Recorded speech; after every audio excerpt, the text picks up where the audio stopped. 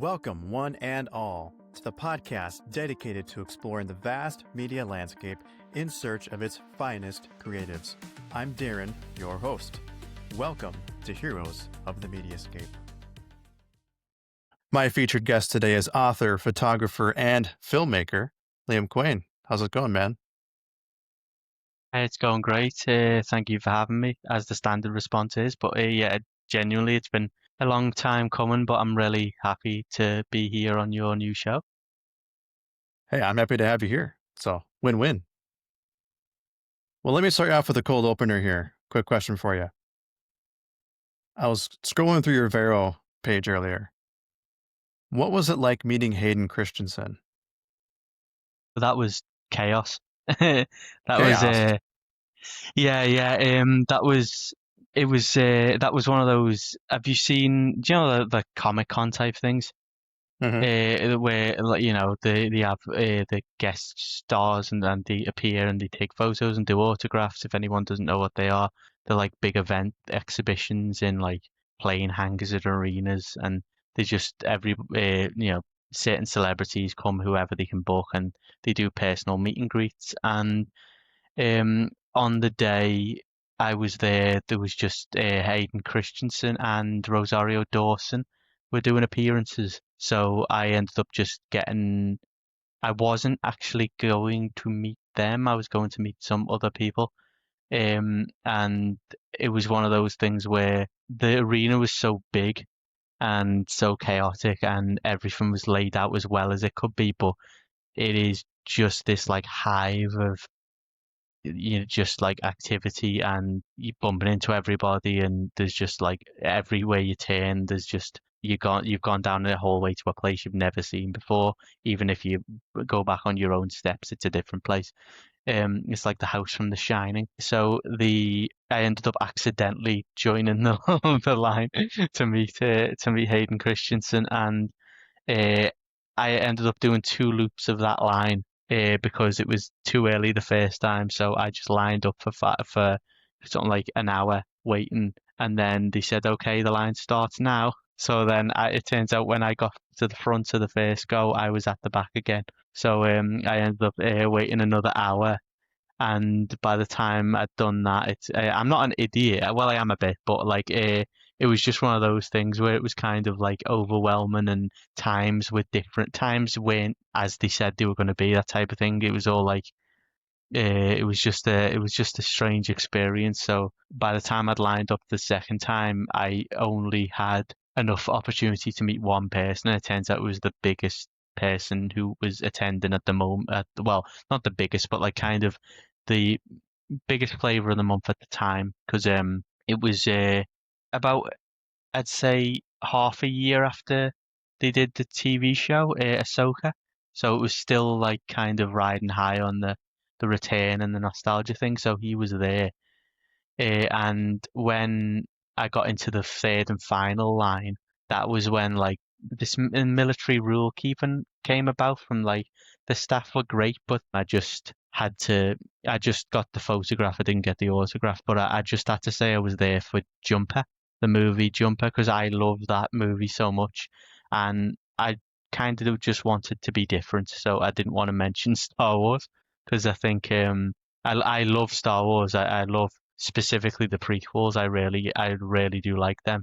But Jumper's kind of like, in terms of like movies, it was the one that got away, where they didn't make a sequel really. And that I watched it when I was younger, and it's like been burned into my soul. I need a sequel. So I've got the books. I haven't read them yet, but yeah, that was the one I was going to have to present as the movie that I see him being, famous for. And it was one of those. You got the high five, handshake, and the thank yous and the thing. But then I think the meeting was genuinely like 5 seconds, and then out you go. It's like immediately like shoved out the door. So yeah, that was it was like each guest was a beach ball, and they were just getting passed over by the staff. It was just like you just seeing people flying, yeah, as they were getting kicked out the doors. But yeah, other than that, it was one of those with the photograph, kind of had to smuggle it out, because it was when you get it, I didn't have a bag, so I was just like, I don't know what to do with this. I went into panic mode and just was trying to smuggle it out like it was something stolen. and I was just cut my whole trip short just to keep it safe, which makes me sound like a giant dork. But oh well, it's like it's what you're there for. Absolutely. No, that's so cool, and obviously I'm a huge fan of Jumper as well. I've Hmm. given multiple shout outs to that show on my other podcast, Round Two, the film sequel. And Yeah, speaking of, you've were on that podcast as well. We did a couple different podcasts. And just before we jump into that part of it here, I just noticed, I think you're wearing the same shirt now that you did in that photograph with Hayden yep, Christensen. Am I right? yeah. That is embarrassing. Yep, yep. That's actually from Embarrassing. another pod. Yeah, this shirt's from another podcast as well. Well, I know it shouldn't be embarrassing because it's like the meet and greet like was like what like half a year ago, so it's not that embarrassing. But it's like I only own one shirt. I don't. It's just a coincidence. Um, That's funny. I could get a coat. No. It's do you know when you kind of have a shirt, it's just like one of your favorites, so you continuously go with it because it's from a podcast itself. It's a podcast called it's a Right Hive, and it's like an event itself in in a similar way, except it's all digital, and it's an author conference. And this year, funnily enough, was the one year I couldn't do it, but they give like a t-shirt to the guests every year, and I've got like two so far, and they're really good, and they are just like really well made. So I just keep them close all the time. Uh, you don't give out t-shirts, do you? You should start giving out t-shirts. I want a t-shirt. I want a I t-shirt should. with your head on. A Well, t-shirt I with don't know your about my face on head, but I don't know if people want it. to really look at me that much. But yeah, no, cool idea. Yeah. Um, for the listeners of the show who aren't watching the video version, what does it say on your shirt? Oh, it says I can't read. It's backwards to me.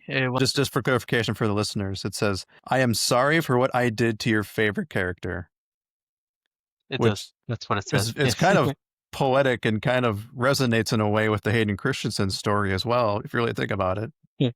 That's true. I am actually with the Star Wars prequels, I have kind of a reading into that movie that I've never said before. Can I do that? Can I just say, like, give an interpretation of what I think the third movie is actually about?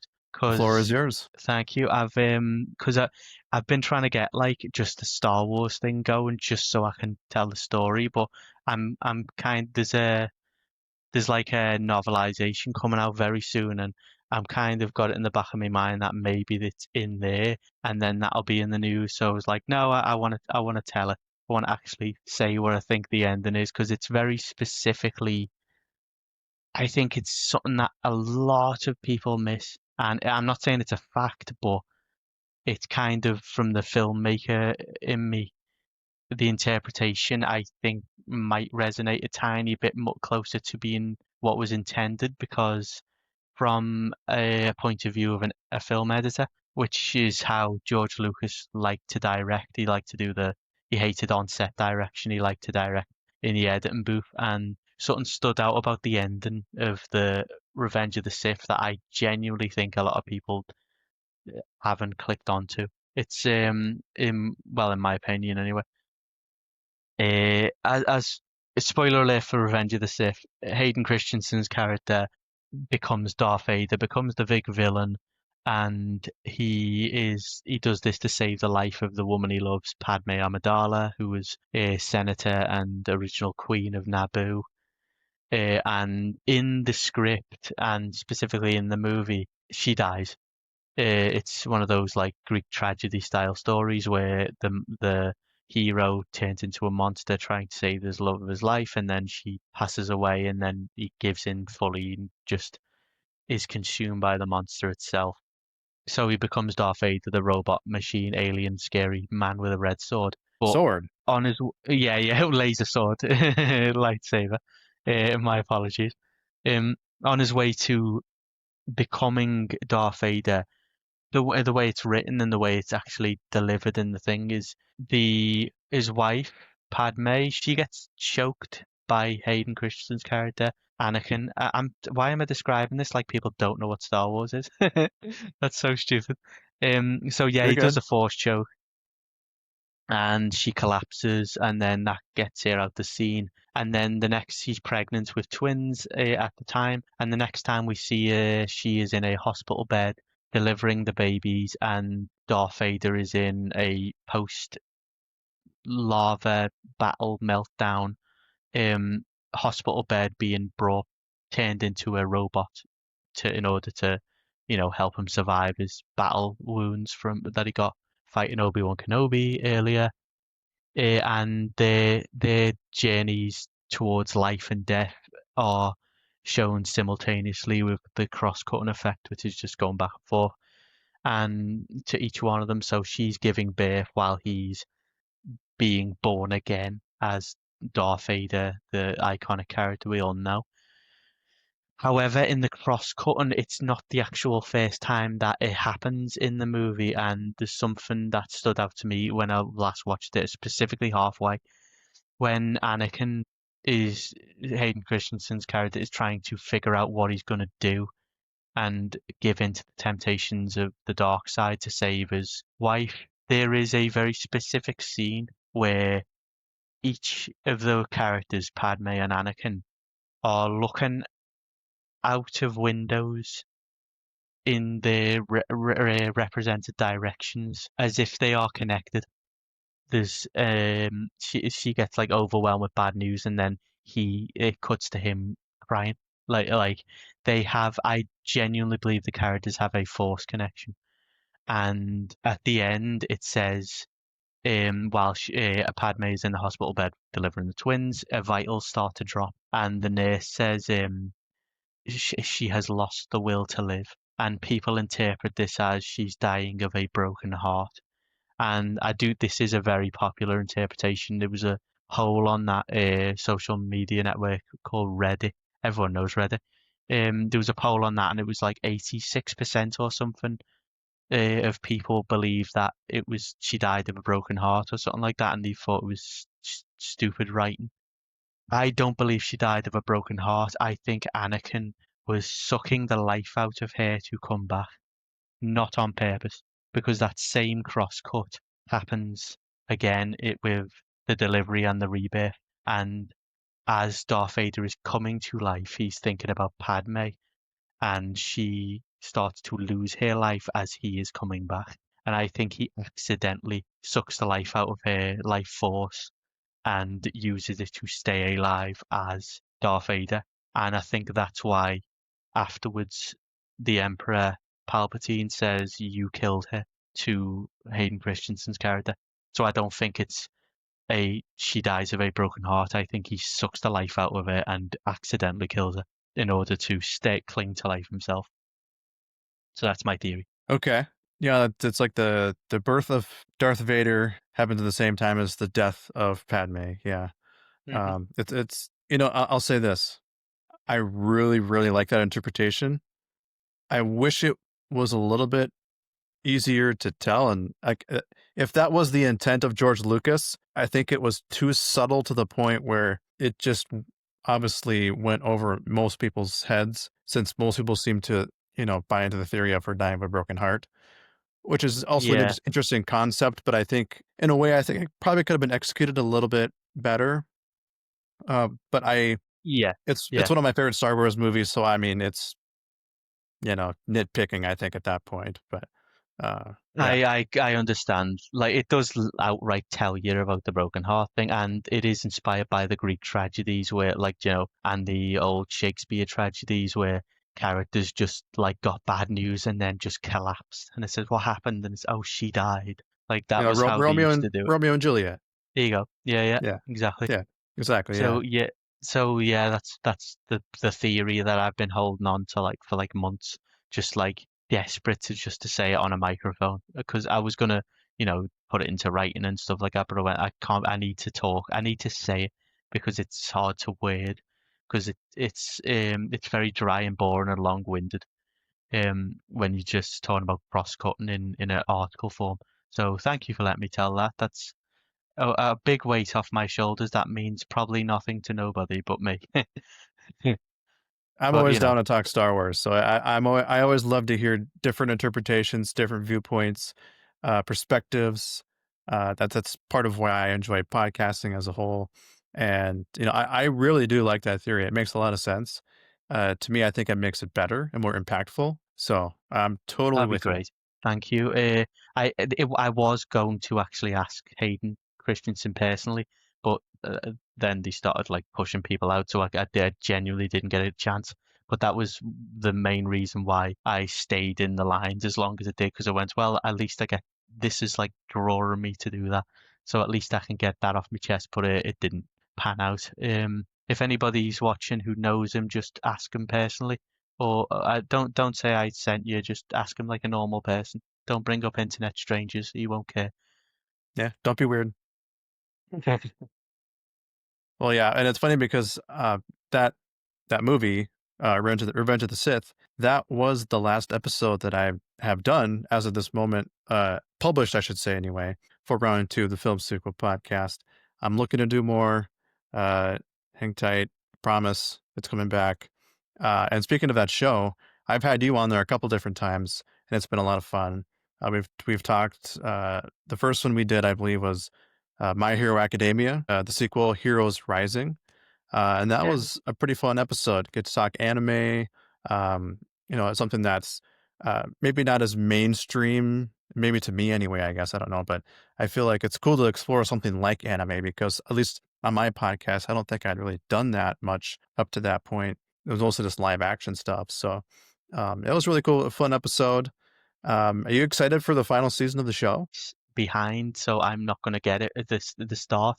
I'm so excited. It was one of those things where I was going, I'm not going to bring it up. I'm not going to bring it up. It's one of those where I'm so happy it's over, because TV shows used to be these experiences where you wanted to every week you wanted to like just watch the same story being told over and over again in the procedural sense, and you didn't want it to end. But with animes and all those things, because they're like published and they're really well crafted, um, stretching things out can ruin some things. A lot. If you ask any anime fan, they'll bring up any sequel series that they now despise, which from ones that they loved. Like the Naruto series got extended into one called Boruto, and everybody, well, a lot of people in America and England despise Boruto because it kind of gives new meaning to the original series and changes a lot of things. But um, I was a bit worried that my I like Boruto, but I think My Hero Academia is so very political. How does color lend itself to viewing a film or a television series through a political lens? Okay, so it all comes down to political parties, specifically in America. A lot of the political parties, obviously the most popular colors are red and blue for the two main parties that are chosen by the country as to be the two opposing parties. And it's red and blue. And I believe a lot of people have caught onto this color scheme, and they are trying to tell stories in order to kind of maybe affect politics in a way. I think they hope to affect politics in a way with the storytelling. So those two colors are used predominantly now with heroes and villains, depending on who the person supports. And I think the first thing to start this off was going back to Star Wars, with the red lightsaber and blue lightsaber, and the heroes are blue and the villains are red. That when George Lucas was asked about why, he said because they are. That was the reason given. But if you want a possible concrete reason as to why he does not support the red party, he supported the blue party. So the villains were red, the heroes were blue. And ever since the 2016 election, I do believe a lot of people have gotten this blue and red storytelling device. I do believe they've hooked onto this as a primary tool in order to tell the story that they hope will affect an election. So a very recent example of this actually, it's becoming so unsubtle that people are actually catching on, and I've seen a number of tweets and Reddit posts and Blue Sky posts with people doing this as interpreting the red and blue as a joke, but I don't think it's a joke. I think it's on purpose. The TV show Peacemaker um, has characters, and one of them's in red armor and one of them's in blue armor. I seen that and went, okay, we know who the heroes and villains are. And the heroes and villains, it was supposed to be a twist that the blue one was not evil and the red one was not good. But again, going with the color scheme, it was inevitable that the red one was going to be villainous because the person who makes it supports the blue party. So that's how the story was told. And yeah, inevitably it came to pass.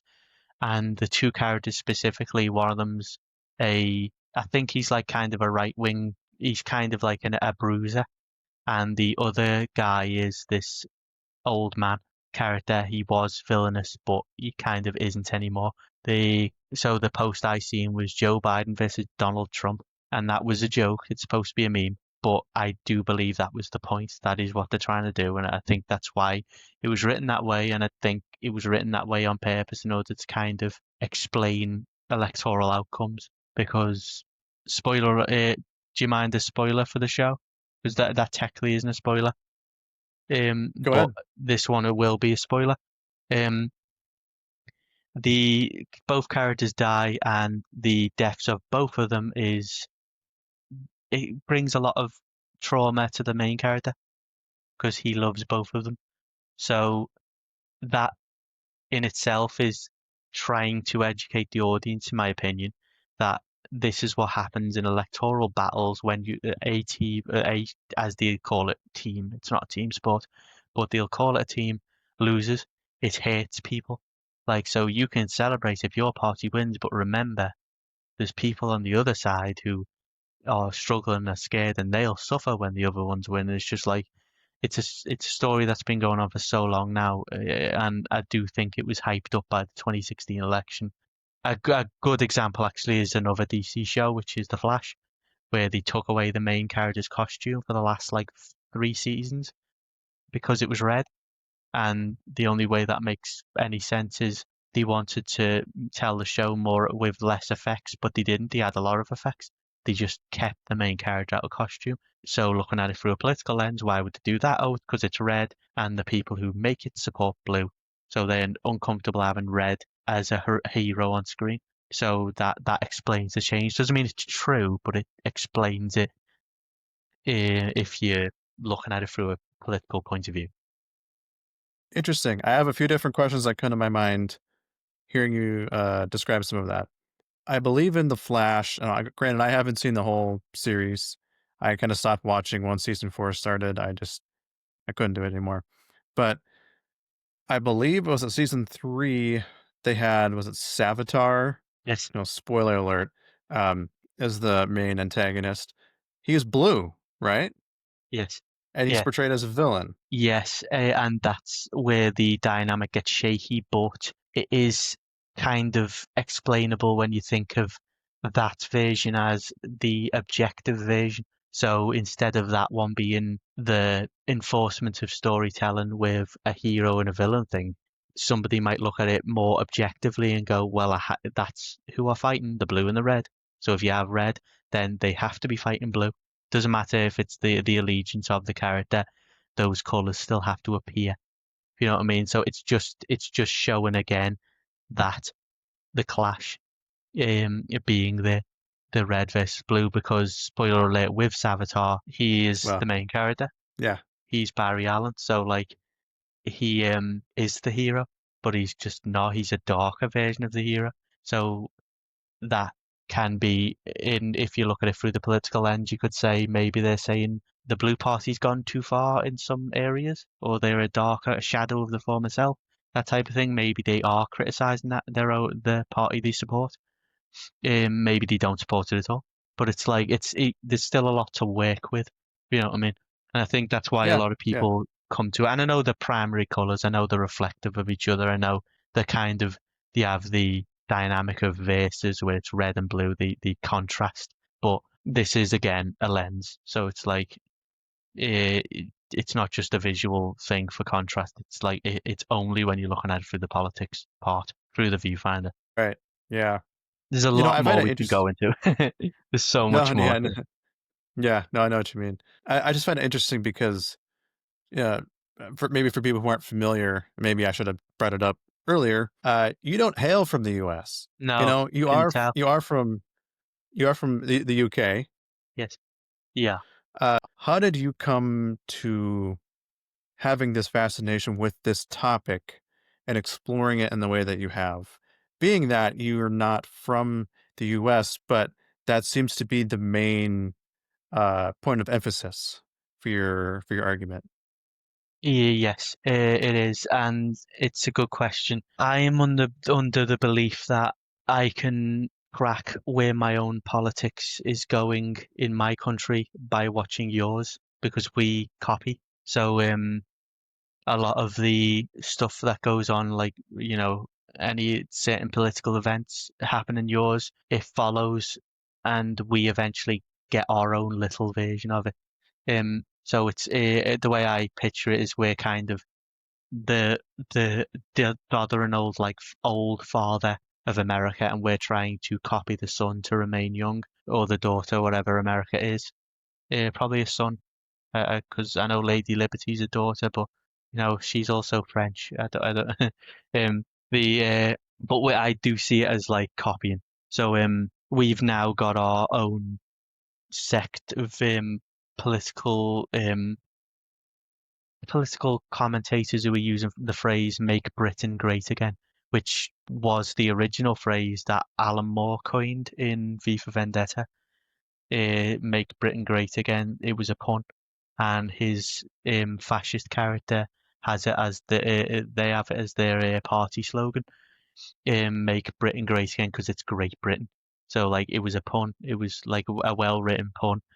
And then America, the Make America Great Again thing come out, and now it's been Americanized to the point where there's people in my country so desperate to be American that they are just blatantly trying to like interfere with politics, but also like kind of asking for help overseas. So I do think like monitoring pop culture is a good way of kind of not predicting the future in a way, because that sounds pretentious and stupid and weird, but it's a good way of kind of getting a handle on like your expectations. For example, there is um like when 9/11 happened, we had our own bombings a couple of years later, and we don't specifically like have a holiday around that or a day of remembrance, but that significant event is kind of crystallized on our news broadcast on the day. There is an anniversary. It's just not. It wasn't as the tragedy wasn't as large a scale in terms of as in the tragedy was there, but it wasn't as a large scale attack. So I'm surprised we didn't give it a name. So it was the bombings. It was a certain train got bombed, and it wasn't big enough for a day to be carved out like 9/11 was, but we still had the same broadcasting style of imagery, the same write-ups, the same articles, the same pundits going off the back of it and like trying to use it as a political tool. Um, and at the moment, I'd say in if you don't mind me going on this tangent really quickly, um, at the moment, the face of British politics is now heavily focused on defence spending, which is a stereotype of American politics, and we're doing that. So our country is now politicians in our country are now siphoning as much from the public purse as possible to put it into defense initiatives and to buy American-made weapons like Lockheed Martin jets that famously don't work and are a joke in the aeronautics community, but we'll buy them because we are the son and we are the sovereign old father, and we will do what our cool son tells us to. So uh, watching. Plus, the country loves America. We do like we America's seen as like the destination for the rich and famous. So it's like the second stage of success, really. If you make it big in London, you could make it big in Los Angeles.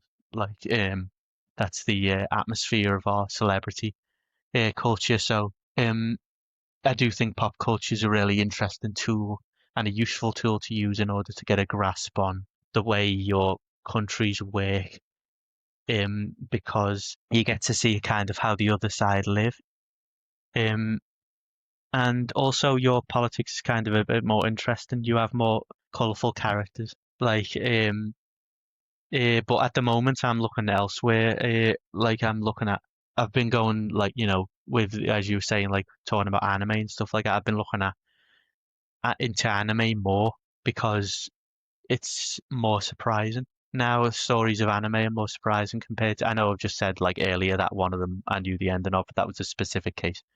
Um, if I watch a TV show or a film now and it's American, I follow the colors and I can guess where it's going to go. And a lot of the time I'll be right, not because I'm clever, but because this numbering system's been made worse by, you know, a corporate ruling regarding, like, like algorithms and how paint by the numbers stories that audiences want, test screenings. This all like is a perfect environment to allow these rules to thrive. So a lot of movies go with the color system, and a lot of them are American movies. So I've been looking at like Chinese cinema and Japanese cinema now because I'm not as familiar with their politics, and so it's and their colors have different meanings. They've already always had like different meanings with, like, in Japan, purple seems to be the color that's evil. So they still use the color system, but they have like different meanings ascribed to their colors already. So they like have a color system of their own that they have like symbolism for. So it's not primarily rooted in politics. So it's easier not to be able to look through that political lens with them. So I kind of been looking at other cultures and other markets, if that answered the question at all. Absolutely, yes. That was a really good answer. I really liked it. Yeah. So if you want to hear more about that topic, you could definitely check out our episode we did on Godzilla King of the Monsters for round There's a 2 of the lot Film more. Sequel podcast. Yeah. Yeah, it That was one's fun. like that's the like concentrated orange juice version. That's really strong. Like that, the other one. Right. Like it's Yeah. And as for the movie itself, I feel like it's pretty, I think it's pretty evident that I think you were a little bit bigger a fan of it than me, yeah, but I think that's cool. I like that, there can be differing opinions and, yeah, uh, you know, maybe it just goes to show you that some people like some stuff, some people like other stuff. And even if I didn't love the movie, there's still enjoyable aspects of it that make it worth watching. yeah. It's visually like it's visually stunning. They tried things. They swung big with certain characters. Like I did like in the King of the Monsters. I like the mum character specifically. The mum of the Millie Bobby Brown's mother, Vera Farmiga. Um, I can't remember her character's name, but she was really well tailored character to me just because she did do what I thought she was going to do, but which was the redemption story. Spoilers. Redemption. She did have a redemption arc, but it wasn't salvaged. That she wasn't alive. She couldn't live as a character, which is very unique. Usually, they kind of don't go far enough to like have a character be redeemed, but have them die in modern blockbusters, which I know they did do that in Star Wars, which again, we're going back to Star Wars, but I do think it's had such an influence that I think that's now the blueprint for redemption arcs is the Star Wars one. So, but as I said, a lot of people don't usually follow it to the death of the original villain character, so that was interesting to see in the monster movie because a lot of the time, if I'm correct, the MonsterVerse seems to have characters survive ultimately, like Bryan Cranston. I think the survive lock was there was backlash to Bryan Cranston's death in the first Godzilla of the MonsterVerse. So I think like they keep characters alive for a lot longer now because of that backlash. But so it was just refreshing. It was just refreshing and interesting. But I remember you. One of the things I remember you pointing out was the character standing there while the monster was there and just like roaring back at it, which was ridiculous. Do you Yeah, remember when just they a little like bit. Yeah, just he's just standing there, and is it what is it? The is it Reds? Is it Fenway Park? The baseball field. Was it? It's in Boston. Is it? What's the one in Boston? But yep, Fenway Park. Yep. Yeah, so she's in the middle of Fenway Park, and the big giant gold dragon just like settles over her, and she just goes rar, and it's just like, yeah, you are a Katy Perry song, you really are. Um, so yeah, that was really funny at the time. Because that's the thing that stands out a lot is characters just don't seem to run when they need to. Right. Yeah. Since we're on the topic, I did want to ask you really quickly. What are your thoughts on Godzilla minus one? Minus one, it's minus one is my favorite Godzilla movie of all time. Um, but again, for a slightly different interpretation. That was when I watched minus one. It was one of those screenings that was just perfect. And then someone got the phone out in front of me and made a TikTok, and I just like told you know when you kind of like crash out a little bit and just tell people to shut the fuck up, sit the fuck down, turn the fuck around, and stop being a fucking pain in the ass. It was one of the so it just ended like that. So it was I had to go and see it again just to have like like just some screen and harmony. It's just like a normal screen and please, like everyone, please stop acting like you're in your living rooms when you're outside now. You're not. I know COVID was a long time, but you're not in your houses when you're watching movies. Please put your phones away. It's very annoying. It's starting to become a bigger problem. I've noticed as well. People like recording movies. It's very annoying. Anyway, minus one.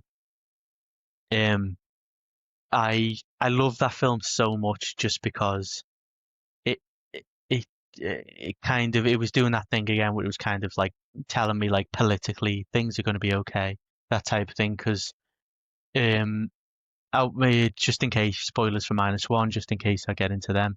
But I really did think the franchise needed a Japanese reboot. I think it was more valuable to the genre than like a Western reboot because, as we were talking about before, paint by numbers has to follow a certain thing, has to follow a certain pattern, whereas Japanese storytelling doesn't. It has to follow that specific pattern. So it was more interesting, and it was nice to see the original design kind of updated and the story shrunk down to making Godzilla a villain again, because that was the thing that people have fond memories of the Toho Godzilla superhero era, and because we were in a superhero cinema era, that become popular in the West and even in the East. Godzilla was kind of like, heroic in his other films like Godzilla Final Wars and stuff like that. But then they announced Godzilla was going to be a god and a malevolent one, and if you did not specifically worship to a point of being awe-inspired and fearful of him, he will kill you, or it will kill you. And that was the thing that's been missing for so many years with the Godzilla character, because Shin Godzilla did do that itself, but there's also hints that Shin Godzilla might have been human in that storyline, and it was also cut off before it got a sequel, which would have had this like insane Evangelion like cocoon scene where Godzilla hatches into this like feminine white angel character with huge spreading wings and humanoid features. It would have been really cool to see because it would have like completely spun the Godzilla franchise on its head, but that was stopped. So with minus one, we got to actually address bigger things like conflict, war, the guilt, and imperialism as a whole. So I really thought it was very valuable as a film, and it was just great. And now that they're making a sequel, I'm not that pleased because they are making a direct sequel, aren't they? Godzilla. It's probably going to be called Godzilla Zero. I don't think they're going to call it minus two or plus one because Godzilla plus one sounds like a wedding invite, Right. Yeah. which would I mean, if it be was minus hilarious. two, two is Yeah, like a sequel. that's true. It could That's have true. It might do that. marketing reasons could be interesting, but I don't know. Yeah, it's because it's a direct sequel. It's another one of those where I just wanted to end. So now that they're doing a direct sequel, it's like, no, you might ruin the original by doing something weird and unnecessary and maybe even like politically dangerous in this current climate. Nice new prime minister, by the way. She's not a monster at all. She is a monster. Um, uh, Obviously, it's not my place to comment on their politics, but obviously, anti-immigration sentiment is rising, so I'm not really looking forward to watching a film that caters for that audience with Godzilla being fighting off some sort of invader as a metaphor for stop the immigrants or we'll, the country will die. So I'm expecting that to be the case. Godzilla's going to be fighting an invader. And he's going to be a hero again. And as I said before, that's been done. So I don't want him to be a hero either. But I do think he's going to be heroic.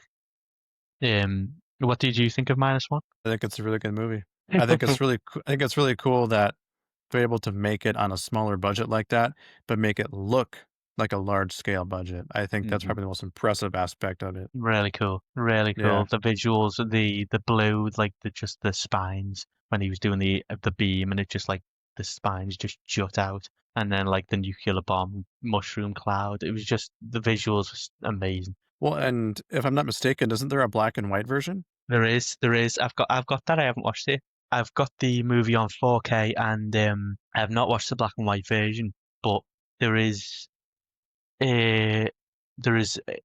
I'm going to give it some space because I think I've watched it like 7 times since it was out. So I Oh, like, wow. yeah. So I've watched it a lot. I've mainly to show other people because I really, really liked it so much that it was one of those like you will sit down, you will watch the thing I like, and you will enjoy it. Uh, so I've been doing that a lot. Oh yeah, actually, there's one more thing as well. Have you ever seen the movie Your Name? This goes back to the anime. Your Name? Yes, No, I have not. it's called Your Name. It's my favorite movie alongside the My Hero Academia movie. Um, I think I've it's heard of it. yeah, it's one of those things where it's just like it's an awful like masterpiece movie that's just I call them life changing movies. Do you know where you just watch something and it's just like, oh, everything's different now. Like my world has completely changed. It was one of those movies for me, and um I kept thinking of it when I was watching -1. For some reason, it kept cropping up in me mind's eye. That movie just kept on hovering over it. I wasn't sure why. And it turns out that the main character from Godzilla -1 is the main character of Your Name, but because he's a voice actor, I was hearing the voice. It was like a subconscious reading of it. I did not know it was him. It was only on the second watch that I realized it was him. But there's also a character who's got the same name as the main character from Your Name. His name's Taki Tachibana, and there's a character in it called Tachibana who shouts at someone and calls him Taki. So I think that is a cameo, a specific cameo to link with the voice actor. But it was the fact that I didn't know it was him. I didn't even recognize his voice, even though he's the voice actor in my favorite movie. Because I'm one of those visual learners, so I was just like hooked on the imagery. I just didn't put it together, but it was only after the second watch that I realized that's why I kept thinking of that movie all the time. His voice was in my ear. It was strange. Fun though. Fun though. Just Yeah, little absolutely. things. Yeah, I like little things like that. I just like that's like kind of like how I like working with movies. It's just like I like to extrapolate what I can from them and just engage with them in a different way than good or bad, if that makes sense. Yeah, I like it. Very cool. You do that I do too as want well. to, I do. I can't help it. I can't help Like it, you know. fun. Yeah. I want to ask you about a review you wrote for The World's Divide. And I want to pull this up here because I was reading this recently and there was a part that I just thought it was just so amazingly written. Like you got to read this whole article if you haven't because for listeners because it's just I thought I thoroughly enjoyed reading it. It's so good. So Like, I want to just read this quick excerpt. Okay, fine. You dragged it out of me. I burst into tears 20 minutes in, but they were manly tears distilled from draught beer and Dorito dust. Although the world and characters and lo-fi fantasy world are somewhat visually reminiscent of those from Nadia, I hope I'm saying that right, The Secret of Blue Water, and the well-worn Last Airbender series, thankfully that would only be a surface-level assessment. I think I heard the artistic chimes of Akira and Watchmen echoing from within, stories that are close to my heart and that have inspired work of my own. And like those stories, this one carried with it an important political message that is worth paying attention to. A big theme of political resistance, and the narrative examines the many different forms such an act can take. What begins as a simple science fantasy story, a hero whisked away from one world to another, Thank you. that I is an repeat epic myself a lot. paragraph. Thank you. I repeat Yeah. myself a lot. I'm talking about politics again. Yeah, that movie was. I give the movie credit for that because if it is good at all, like that is what inspired it. I glazed that movie so much. It was just so good. It was one of those things that was really easy to write about just because I enjoyed I didn't kind of hold back with it.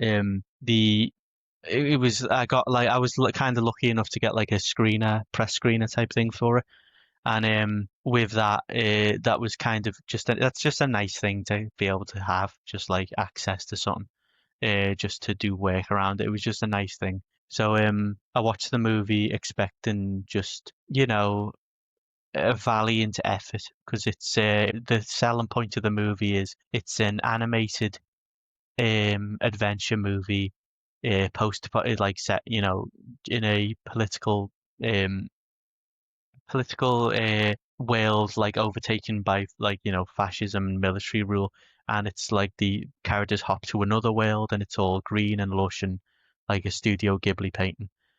So I thought it was just going to be like Avatar and stuff. But the selling point of the movie is the filmmaker specifically is one person who made the movie. He made his name's Denver Jackson, and The World's Divide is a product of his. I don't know how many years he's worked on it, something like 4 years, and it was like 18-hour days or something, or like or 15 to 18-hour days of constant work with the software program Blender, which is the free. It's really good that it's free because Blender is like the VLC media player of like visual effects, 3D modeling software. It's like beloved because it's generous and it just believes in the art form itself, so they don't aggressively monetize anything in a certain way that is off-putting or like gatekeeping. It's just a nice program made by nice people. So this movie was handcrafted by one guy. It was produced by some of the I think it was produced by their partner, filmmaking partner, and it had a Kickstarter, but the Kickstarter was only for um, it was only specifically for the post audio effects. So like the voice acting, the sound effects, the music. That was where it come in, but all the visuals were handmade by this one person. And I have seen worse animes made by full studios. Like it's 3D, but I've seen worse animated projects made by like studios of hundreds. It's like the sheer like level of complexity and just like fidelity that is, the effort that has gone into it is just gargantuan. I genuinely believe everyone, if you can watch it because it deserves the support, and it's like one of those. It's an independent project that's just it's just well made across the board. And as I said in the review, I say in the review, I forgotten that it was made by a single individual that way because it was so well put together. I just got lost in the story. The writing was incredible. The character work was just absorbent. So professionalism was there. So it did feel like a full studio. It felt like something like Blue Eyed Samurai or a Netflix animation, where Netflix does this like 3D low frame rate animation style, Spider-Verse style, like that. That's how Netflix kind of a lot of the time does things. It reminded me of Spider-Verse a little bit as well with the way it was moving and the attitude of it. It turns out there's a lot of the sound effects, the music sound effects, and all the audio, a lot of them were done by people who worked on the Spider-Verse movies. So that was kind of a nice connection there. So yeah, it's just an extraordinary movie. The Worlds Divide, and thank you for the compliments on the writing. But as I said, it was just easy just to write in any way, just because of how good the movie was. It's in my top three of the year. At the moment, I'm not sure the order, but the movie called Nizar 2 or Nerjur 2, um, the Chinese animated epic, that one is number one at the moment. but it could change. And Fantastic Four is number three. The new Fantastic Four, I really enjoyed that movie, and which is says a lot considering I was saying like I'm bored of a lot of Western movies. Fantastic Four kind of came through as just a nice movie that I really enjoyed. It was yeah, I did think it was going to go off in different areas and it didn't. So it was very surprisingly faithful adaptation of the original comics with Galactus and all that.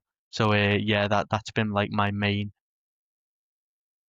takeaway from the movies. I've not been doing much in terms of movie watching this year, which is a shame, but I've been doing more writing, way more writing, like a big projects on the horizon. So I'm trying to concentrate on getting that done, and that means like money has to be allocated for that.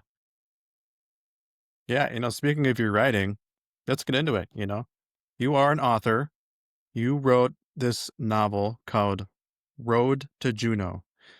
Would you like to describe to viewers, maybe who aren't familiar with it, what is the main topic? What is the main storyline? What is Road to Juno about? Thank you. I will. Road to Juno is a post-apocalyptic.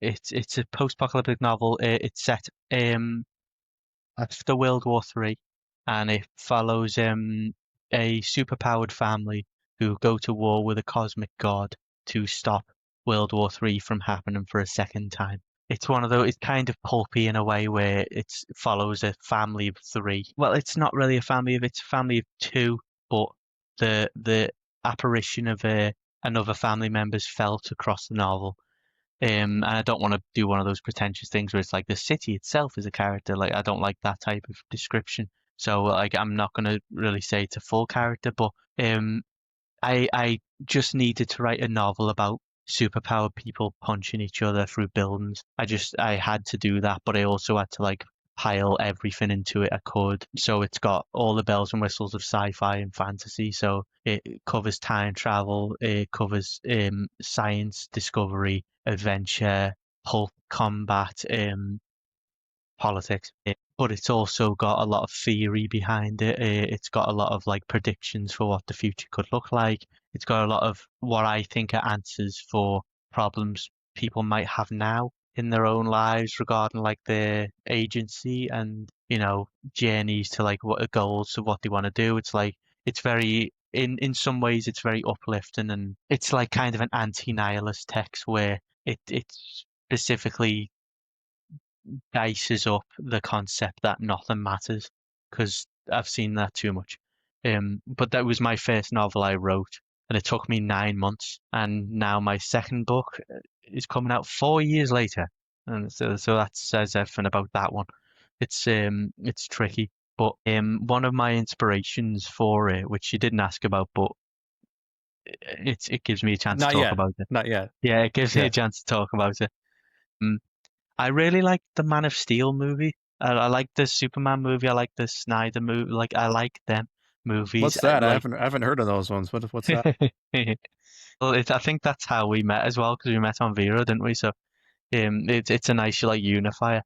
I kind of wanted, as I said, I wanted to make one of the things I said initially with when I was constructing the book itself was language. I want to make a Man of Steel no one can fuck with because I needed like a story what showed powerful beings being powerful and a world reacting to it, and I needed it to not be attached to an adaptation. And I needed to like get rid of that anchor off its foot. So the best way of doing that was to kind of invent my own kind of mythos to tell that story in an inspired way, but like in its own unique way. Because yeah, there's superpower people punch each other through buildings, and that specifically is the imagery I pictured was like Man of Steel and that type of thing. But not it's not really that similar in any other way. It turns out I took a lot of inspiration from Akira, and that's what I liked about Man of Steel because it turns out that took a lot of inspiration from Akira too.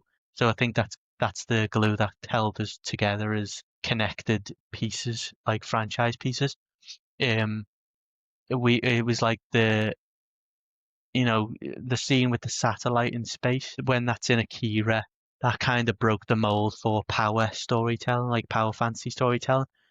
Because have you seen Akira? Yes. A while ago, but yes. Yes. Well, you will remember there was a big space laser that's used in it, and in order to combat the space laser, the superpowered villain slowly rises and just exits the atmosphere of Earth and takes the satellite down physically with his bare hands. And that was kind of a mind-blowing image for me as a film watcher, because it did this thing that live action doesn't do. It never explores people using power in a way that isn't kind of visually magical. It wasn't visually magical. It was just a person hovering, finding something, and then doing it. And it was only with Man of Steel that I kind of got that feeling again. Um, so I wanted to explore that type of power fantasy storytelling where it was people who were flying, but they didn't have costumes. They would just fly through space. They can breathe in space. That's all explained. And the characters themselves are kind of, because they're like kind of two or three of a kind, or four of a kind if you want to get spoilery. We follow their journey to understand themselves. So they weren't born with like a textbook on understanding where your powers come from or how to use them. So it's characters who have this basic form of wish fulfillment fantasy power, where if you see a car in your way as you're trying to cross the road, you can put your hand out, it will stop, and then you can lift it with your mind and it will move. That's what they happen to be able to do. But the thing that makes it interesting is the characters don't know how they can do it, and their imagination is a surprisingly good weakness, because they can make things happen physically in the physical world, but they don't know how far they can go, and also it's up to them to come up with ways out of problems. So, and that is kind of how I wanted to make the like kind of biggest power fantasy I could, where these characters can physically change the world of the story around them. They can like there's characters like the characters in like the DC and Marvel universe, like if they were put together, not in a rivalry sense, they could like strip them down to the atoms if with a thought. They could want to do that, but they have to know they want to do that. They have to understand that they have the ability, and that's where the drama comes into it, because it's following this family and going to war with this cosmic being, and it seems to know more than they do about the shared power connection and how to like navigate its problems more. So it's like this faceless chrome creature who dominates the place everywhere it goes. It can invade your dreams. It can physically reshape cities. It can um change the course of politics on its own, but it doesn't have a face or a voice. So it was kind of this like spectre that haunts the book, and that's the villain. But with that comes like it's like the lingering question of what are you, what can you do, and just how much does humanity benefit from your presence? Because if you have wish fulfillment powers, it's going to be really hard to keep human relationships. So it's like if you have a girlfriend or a boyfriend or a partner and you happen to have these powers, how unfair is that to the relationship? Like that they're the type of things it covers where it's it's almost like their very existence in this world is so out of place that it itself is kind of this it's like it's not an aberration, it's kind of just this it's a problem that I believe reflects a lot of things in our own world, where people kind of don't understand how much power they have, how much influence they have, how much of an impression they can make on people. And it's basically a book telling yourself to have some introspection, watch yourself, be nice to people. Don't be nice to people aggressively. Don't be aggressive at all. Just think ahead before you do things, and just understand that you just share a planet. And there's also people getting punched through buildings, and people having a fight on a black hole and stars exploding and planets exploding and war scenes with soldiers shooting each other and tanks and battles and time travel. There's a lot of stuff in it. It was like it was one of those things where I kind of poured my heart and soul into the novel because I rode this like energy to get it done. It was just an exciting project that I've never done. I've never attempted to write a book before. I never thought I was gonna, and then I was just writing one. And then like 9 months later, it was done, and it like kind of burnt me out a little bit because I just put so much into it. It's not long. It's not that long. It's average size book, but like I just because I was playing with so many heavy concepts that it kind of burnt me in imagination down to the wick, and I had to like give it some years before I was able to like put it out again. Like I blew me load basically, and I need to to let it build back up. But yeah, I know that was a big long stretch about the book and stuff like that, but I've been wanting to talk about it in those terms for so long, like because it's now past we're past certain time. I'm able to like talk about it without fear of ruining things. If you know what I mean? Which doesn't help. Right. Yeah, that's why we're here, right? Yeah. Mhm. So when did you publish that book? That was in 2021. Uh, Okay.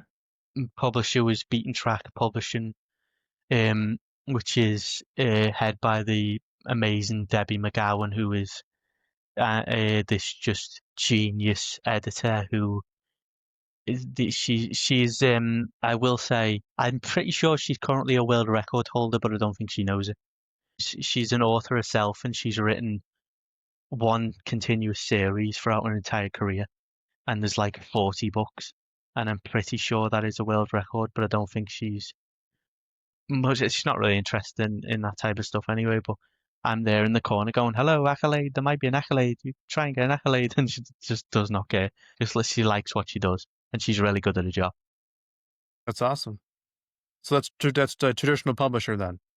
Non-traditional publisher, independent publisher, but I don't think there was a way to get this type of story on a traditional publishing thing. I didn't even try. I was not.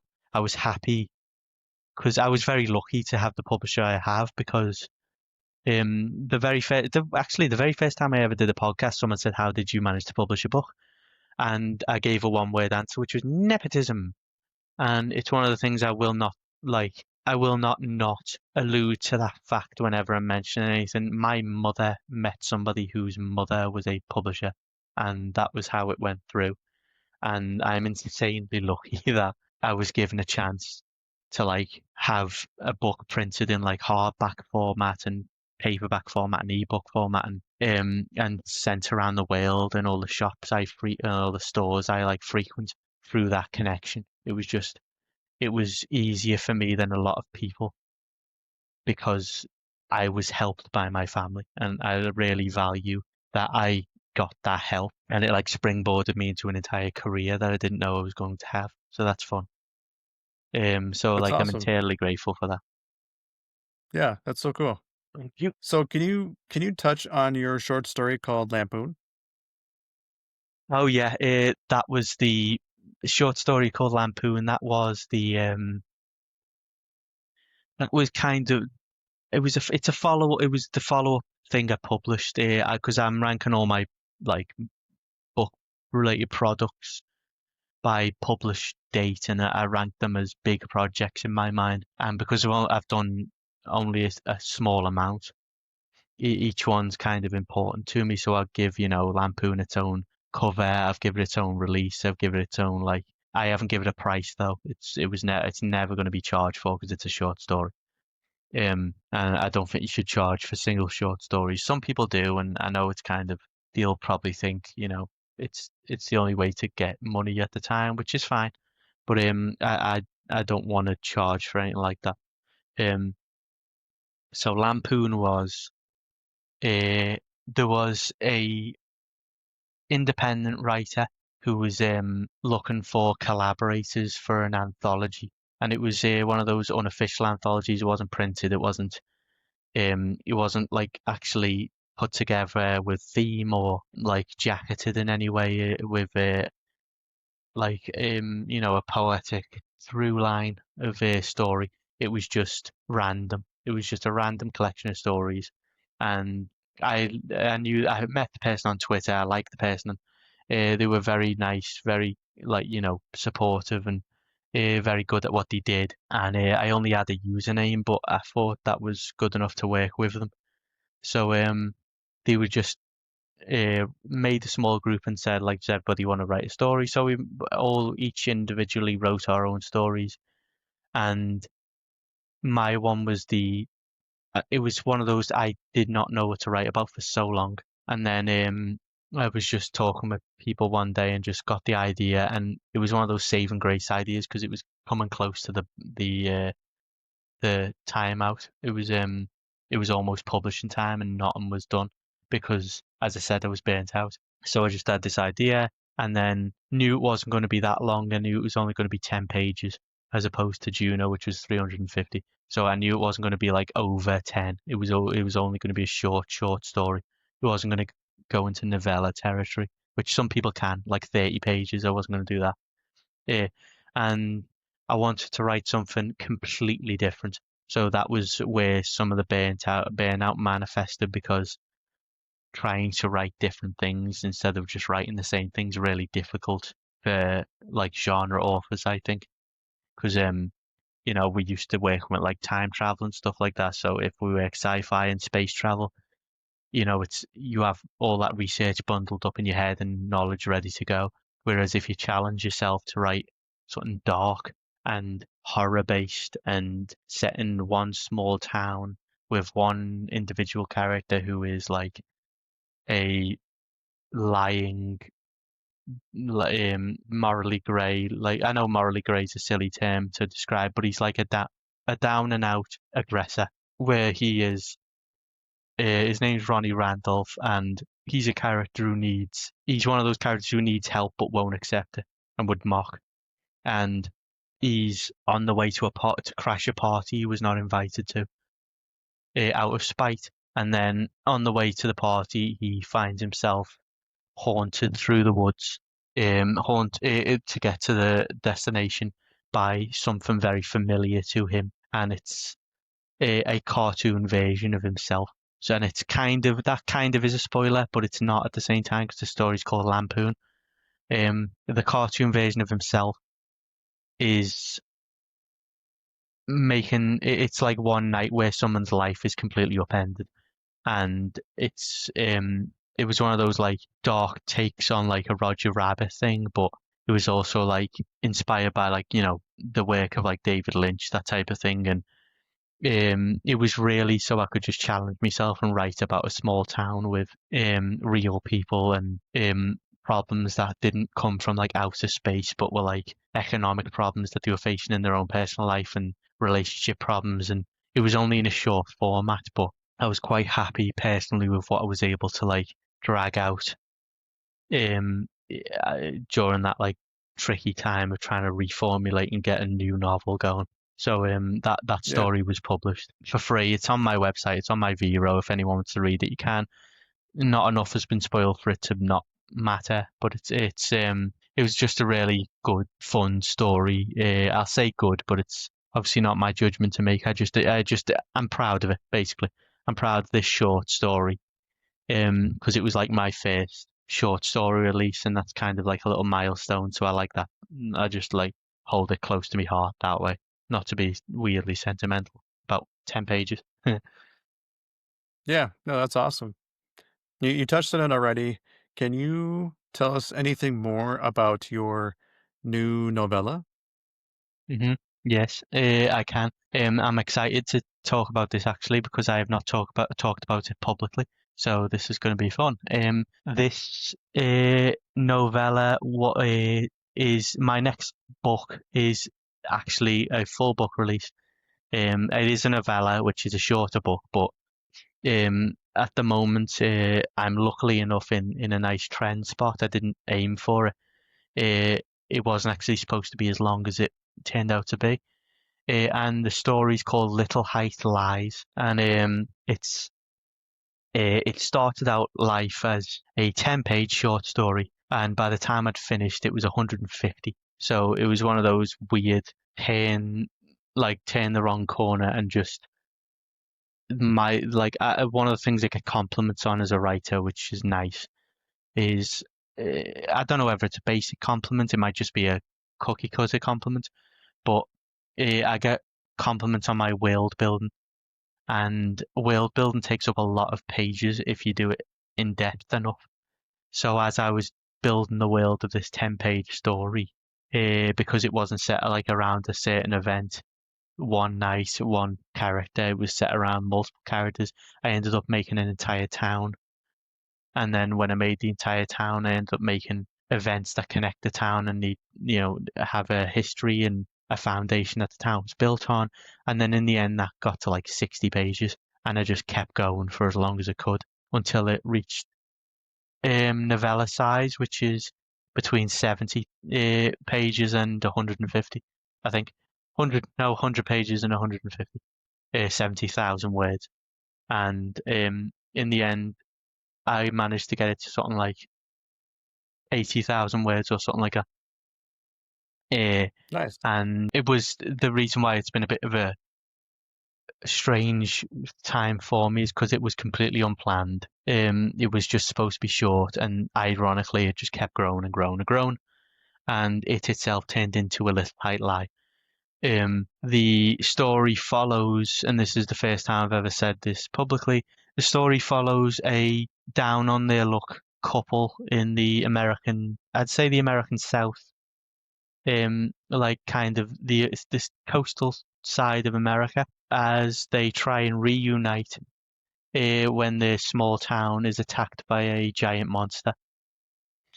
So that's funnily fits in with the Godzilla King of the Monsters topic nicely. The twist with the story though is um one of the characters is confined to a wheelchair, and the other character is a moron. So like they have to overcome or try and overcome this enormous, larger than life creature that attacks their very small hilltop town on the coast, the west coast, sorry, the south coast, southwest, I think it is, something like that.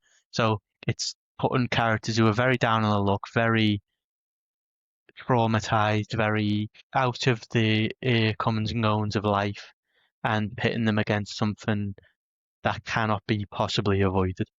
Interesting. And that comes out when?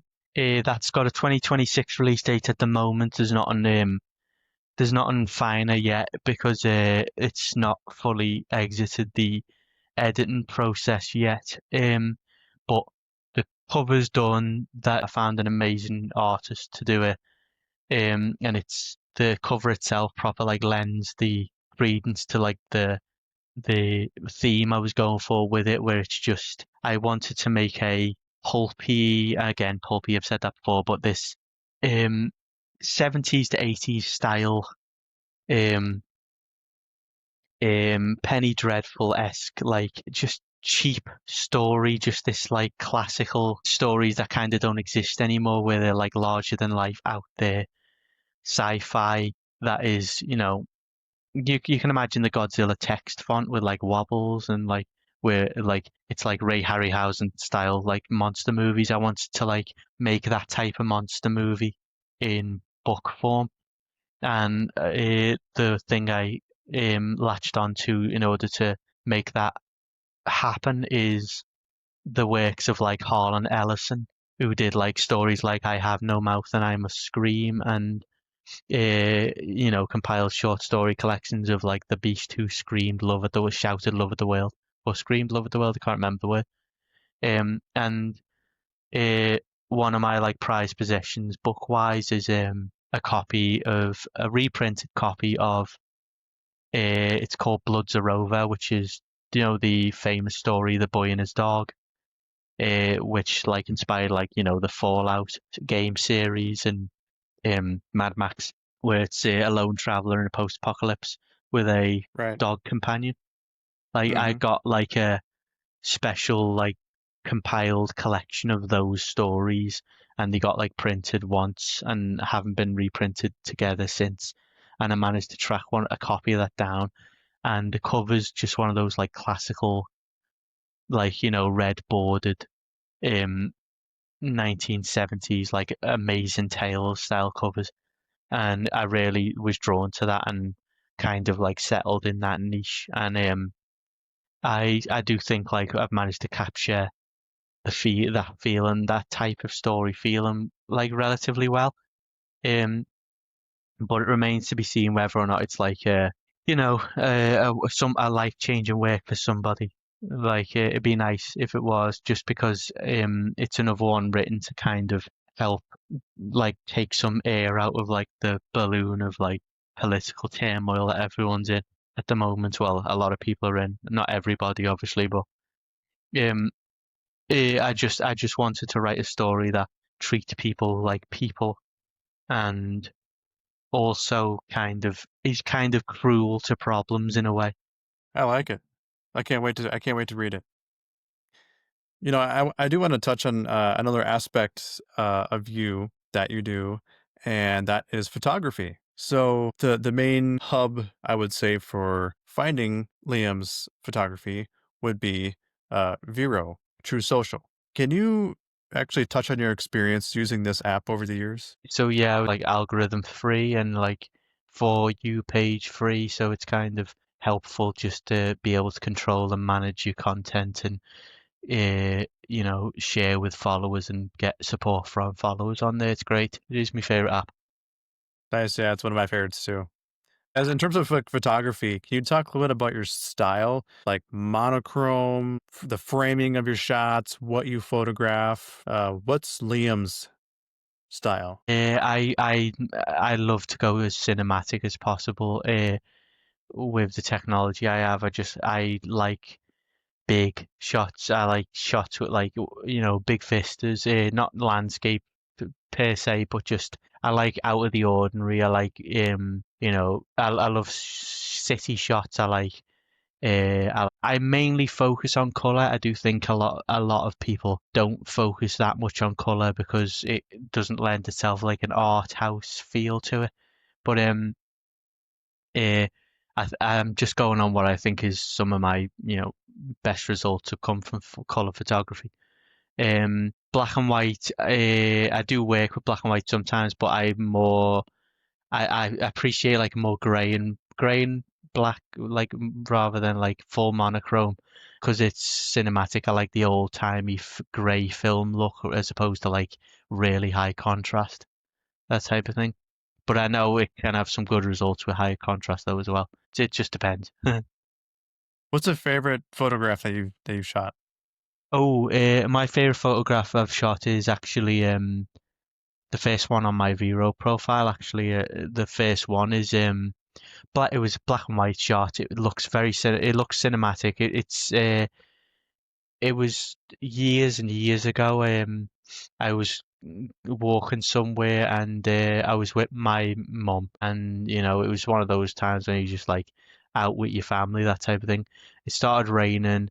She got an umbrella out and walked out ahead, and it's just like a shot of her walking down an alleyway with an umbrella in the rain, and it has like a Parisian energy to it. It's just like it was just a right time, right place kind of shot.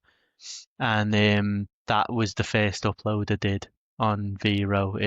I also like there's a city shot as well, which is like two overlapping buildings that I got in Manchester, in the UK.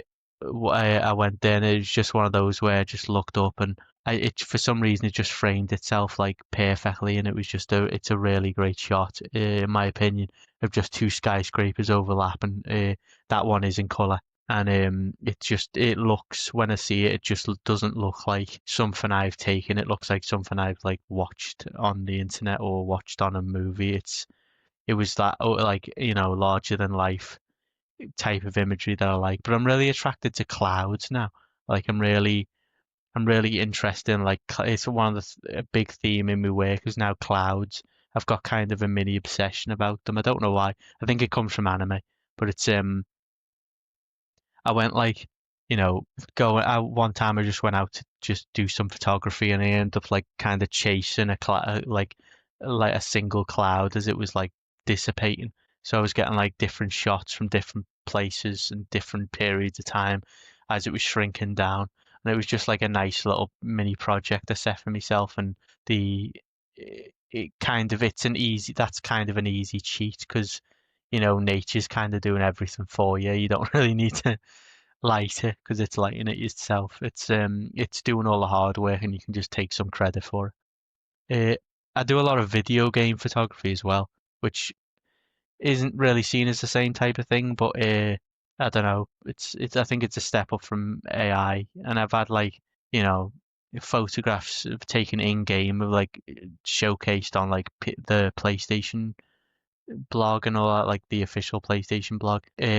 Because like I really they have this new feature now called photo mode in games, and I love that, and it gives you like all the cinematic tools you need without any expense, without any hard work, and it's like it's just really easy to like light and frame, and your subjects do whatever you tell them to because you physically have a controller. It's a director's dream, and with the graphics getting like even more realistic and stuff like that, it is genuinely like working on like mini movies that you can just compose and frame and set up yourself and learn the tricks, and like you can like throw a grenade and wait till it explodes and then stop, freeze mid framing and like use the grenade's flash as light and like light it that way. It's just like there's a lot of interesting things you can do.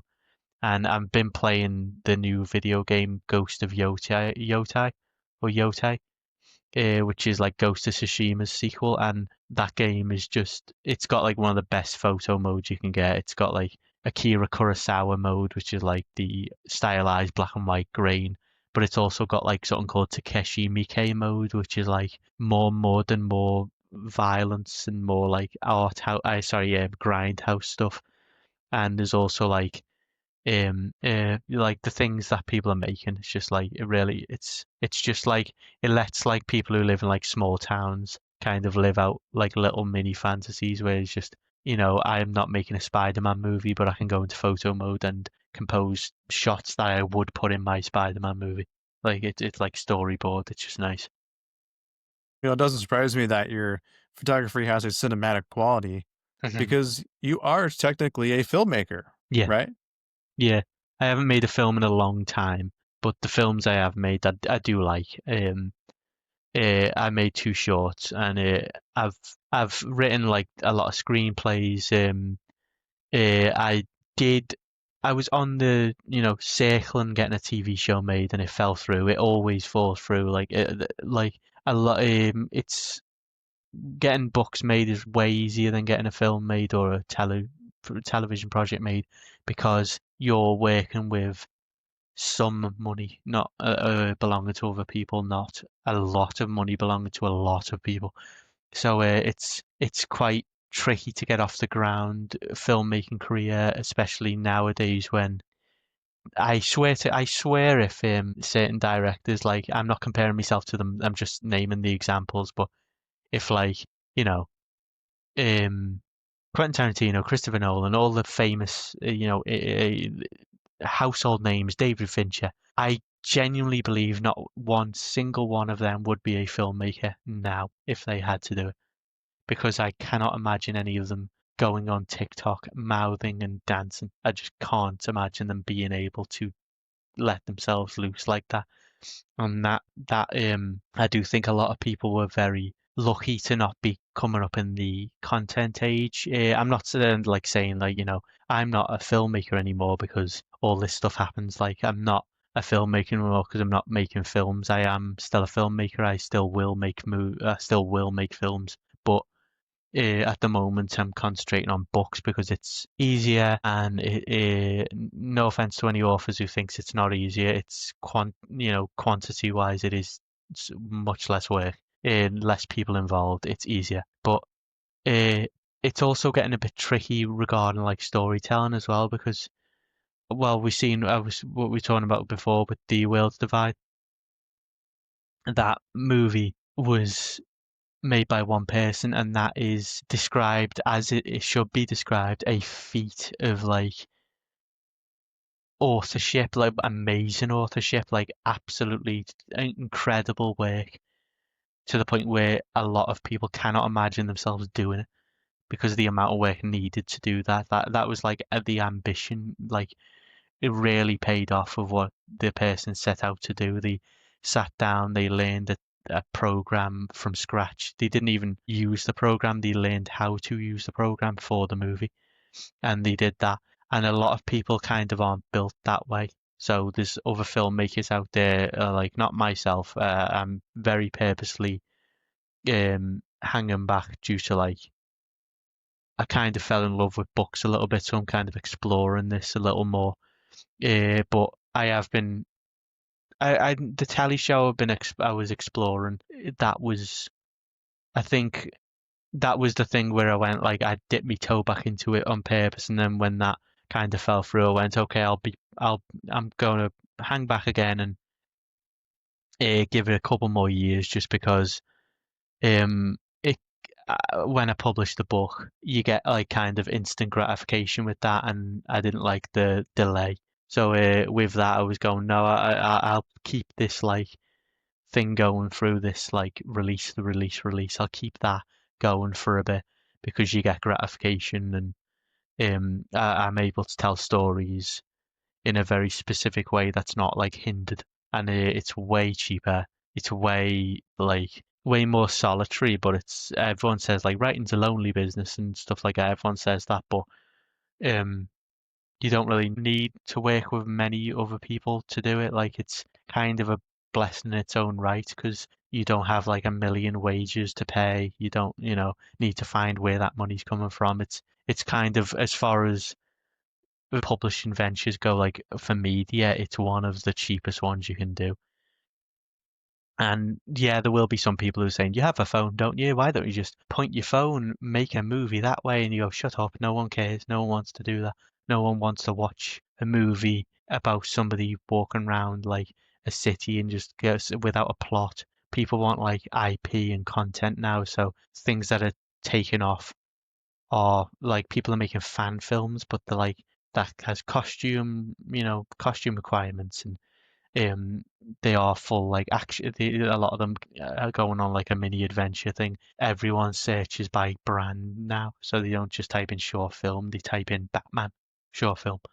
Like so it's a bit chaotic at the moment, the environment of like media making, and um, I will say it's also getting a bit cordoned off as well. So I'm not out of the filmmaker pool fully because I don't want to be locked out. There's a lot of like gatekeeping going on now with like agencies and stuff like that. Like in order to apply for certain agencies, apparently this is just apparently hearsay, but I believe it. There's like 9 different like programs that they have linked to that agency that they've partnered up that you have to go through, and it takes years, and they are very expensive, and so you are basically spending money to buy a career, and if you can't do that, you're out of the loop, and the like it's an instant rejection. So it's an incredibly chaotic time to be a filmmaker, really. So it's a way better time to be an author. Apparently, though, that's not my story. It's someone else. Okay. Wow, that's really interesting to learn about. So, with your short films, I have noticed on IMDb the one was called Good Tidings. That was from Yeah, 2016. that wasn't my movie. I worked with. That was me working for someone there. Right, you were a production assistant, right? Yeah, Yeah. yeah, yeah. That Yep. was it. I think that was shot in something like August or something like that of 2014 or 2015 or something like that. And that was a Christmas slasher movie, and it was British, um, small budget production. They had a budget of 8 million, 8 million. That would have been different. £8,000. So that's in terms of dollars. Oh God, it's changed so much recently. The factor of the pound to dollar ratio, but that would be maybe $16,000. I don't know off the top of my head what the currency exchange is. I might be like completely way off, but it would be like it won't be more than $20,000. Let's just say that. So that's what they were working with. That was my first like professional gig outside of like, you know, my own independent work. And I got that job. Luckily, I was lucky to get that job because it was one of those where if somebody heard about it and told me. So like I was lucky to be able to get that through the grapevine.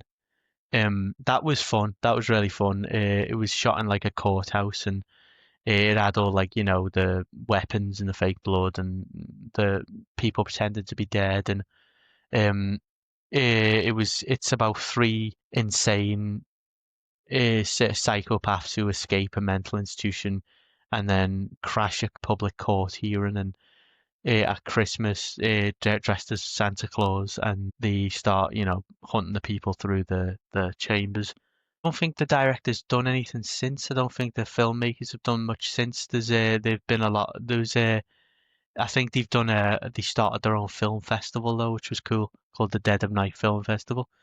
Um, that was shot in a place called Southport, which is it's like a seaside town near Liverpool where the Beatles are from, that type of place. So all the characters, like all the actors, talk like Stephen Graham, like they all have the same accent as me, actually. So I don't know why I named Stephen Graham instead of myself.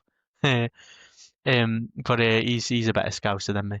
Um, but the um the film was just it's got a lot of heart. It's the right like the writing like comes through like it's got like a strong plot where it's not a final girl horror slasher with like it follows that formula. It tries to break out and do like its own thing with its own cast of characters. It tries to give a bit more sympathy to the antagonists as well, the villains. It's unique in it's seasonal themed, so it's one of those films where you kind of every year you look to compile a movie for Christmas, like a movie list for Christmas. A lot of people do that.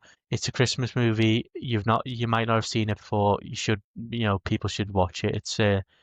It should be online and stuff like that now, or the stream and stuff. I think it's on Amazon actually. I think it's on Amazon Prime. I think so. Yeah, and it's good tidings, and it's just a nice, fun little movie with a lot of heart and uh, just it'll be just a unique watching experience because it shows a part of like the world that a lot of people don't doesn't really get movies set in it, like that type of town. So, what did a typical day on set look like for you? So I was getting I was the jack of all trades type person. So I was like production assistant really means like kind of jack of all trades sounds big, but it's not. It's kind of you go from department to department, working with people in departments until you're sent to the other places. It's not like specifically like runner, which is kind of like the person who gets things from one place to another and does different tasks based on like what they're asked for, but helping out on the production. So, like there's like jobs that you don't really see in filmmaking publicly, where it's just a job. Whenever you see like the making of movies, they're always kind of set up and they're just like shooting, but something that's set up. So you don't really see like people putting marks on the floor, which is like colored duct tape that tells the actors where they're going to stand and where they're going to go. You don't see anyone doing that. You don't really see people like actually setting up the camera equipment and getting the lenses out and making sure they're calibrated properly and stuff like that. Make sure the cameras are everything works with the light, and then all the equipment on the lights are actually in place, and like the gels and the different filters and stuff like that. So like I did all that type of stuff, like the behind the scenes like technical work, that type of thing. And it was a fun experience because it was the first time I was like, working with like a big crew and stuff like that. But because I'm a director, I have like some not so fond memories where it's just like I'm a director, so I'm not used to being told what, I'm not used to being directed. And it was one of those things where I had to kind of get myself into like actual work mode, where it's like, no, no, you're not directing this time. Shut the fuck up, do your job. Like, uh, go do that. And I don't mean like I was having a tantrum over like not having, responsibilities. It was more when you're on set, you kind of click into a character and like seeing how, all the different technical aspects work on a bigger budget, more professional level. So it was a really good experience. I'd do it again as well. I would do it now actually. See what they're up to. Maybe I can see if there's anything going on in the same place because it's just like I do want to be on a set again. Like I'm saying, like I want to be I'm out of the film industry for the second, but I do miss being on set. It's like it's always a good experience. I'm one of those people who never sits down, so it's like there's always something to do. You're always busy, and because you're always busy, you feel like you've accomplished a lot after like a day. Right. Yeah. So I guess my next question to kind of tie this all together, how does Specificity Archives play a role in all this? Okay, Specificity Archives is my like host site where I put all my work on. It's like my personal website, but I might not be keeping the name because Really? yeah, because I like the name. It was my dream name. I've had it since I was little, like a kid. It was always going to be called Specificity something, and I liked archives because it was when I got into like publishing book, like getting books published and films and photography. It was like a mishmash collection, so it wasn't just like specific. It was going to be like specificity films, and then it was going to be like specificity, like specificity not publishing, specificity like authorship or something like that. I can't remember it, and it was because it was like a big collection, it ended up just going with a more a library sense. So it was like archives was what I chose, and it had a nice ring. But that's kind of one of the amateur things where you go, yeah, that's what I had when I was planned when I was younger, and I absolutely did it. I made it happen, and then I started having to tell people to go to it, and it's a very rookie mistake because you say specificity and people go, oh, specifically, so then they can't find your site because they're looking for specifically. That just happened actually. I was on a chat with somebody, and my name was Specificity A, and they went, "Oh, thank you specifically." I went, "Okay, it's happening again." So that was kind of the decision where I was going like I might just change it to either something more simple like Spec Arc to keep that like thing because I did that on Twitter and all that. I changed my name from Specificity A and Specificity Arc because it's my favorite word and I wanted it to be present. But it was alongside a lot of lessons were learned from the first book. In terms of the first book was an accomplishment. I was very happy with it. I didn't get like I didn't get this like the I'm sorry about the sales speech that a lot of other authors get. So I was very pleased with that. I overcame that obstacle before, and I didn't think I would. So I was quite. So apparently it sold all right. So that was a very good thing. But the little mistakes I ended up making were just like kind of admin mistakes where it was like again name of website links to things being all scattershot. That's another thing. Like it would be good to like tie everything around one singular thing. So like there's a game reviewer who has a really like good sign off thing because they just say if you need to find me, I'm at Laura H. Dern, and that's their name, and that's their at on every profile. And I'm one of those scatterbrain people who like I don't really look at like keeping things simple. I'm always trying to like go big and like try and like impress or whatever. But it turns out sometimes simple is complicated, and I didn't see that. So I might be changing the name of the site to like just liamquane.com. It's unique enough. Or Spec Arc or something like that. I'm not entirely sure yet. I'm currently working on the book at the moment, so I'm not thinking about that yet. But I will have a lot of post writing stuff to do, a lot of marketing to do. So I don't want to be handicapped with something confusing like a big special academic word that only I have heard of, and I'm so special. No, it's a very common word. A lot of people have heard it. It's in a lot of movies. But at the time when I got the idea, I was like, 11 and I thought it was the best thing ever. So it was that type of naive idea that I brought into adulthood, which was just silly. No, no, I totally understand and can relate to what you're going through. Um, so I can't wait to see what you rebrand to, and maybe there'll be a cool new logo. Yeah, maybe actually I know how to get them done now. At the time, like the logo at the time, I did like the logo I've got, but it was one of those accidents where like the circle, like it's a bunch of, if anyone doesn't know it, which no one will know it, it's a bunch of coloured squares on a white background. And it was supposed to be, like one square was a different colour, and that was specific, the logo design thing. So that was the specificity part.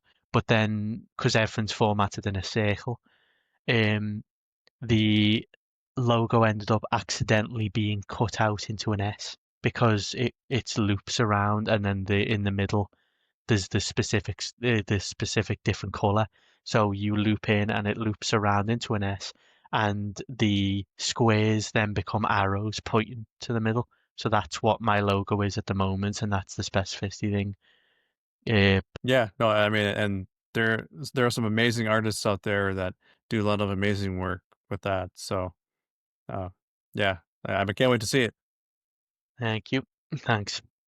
Well, Liam, we've talked about a lot of different things here today, a lot of different aspects of your career, of your life. To close with this episode, if there is any message that you want to convey to our viewers and listeners today, no matter which walk of life that they might come from, what would you say?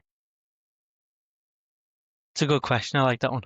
Um, I would say kind of try and go against the grain a little bit, like kind of not break rules, but kind of don't be boring. Do like try different things and help people just to help them. If to get very dramatic, but like help people just to help people. Don't just do things for things in return.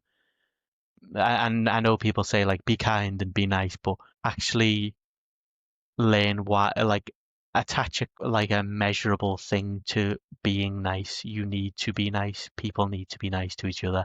They need to help each other. Um, the more society's kind of fragmenting and becoming more isolationist, the sicker everyone's going to get. So just find confidence in yourself to understand that more people are just as afraid of you as you are of them, and just reach out and actually be nice and help people and work together on things that where in any format you can, whether it be on the internet or not. Nothing's cringe, nothing's sad, nothing's pathetic or embarrassing. Just if you want to do something, do the thing. If you want to help someone, help the person. If you want to reach out to people, reach out to them. Just take a bit of action and understand that like you are just a person on a planet, and anyone in power is just a person on that planet with you. Everyone's just human. Be human. Do things. Be active. Look after yourself and others. I like it. Very cool. Well, Liam, thank you so much for joining me today for this episode of Heroes of the Mediascape. It's been a blast, man. Yeah, absolutely. Thank you so much.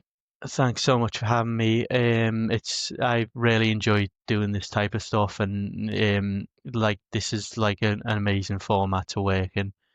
And you're an excellent host as well, very much so. And congrats on the rebrand. Congrats on like the build, the new build. Thank you. Yeah, I can't wait to see what the next future episodes bring. I have a lot of really fun guests that I'd like to have on the Awesome, show that a lot of them are lined up already. So it's going to be a cool. lot of fun. I'll be watching. So awesome. All right. That's going to do it. Have a good night, y'all.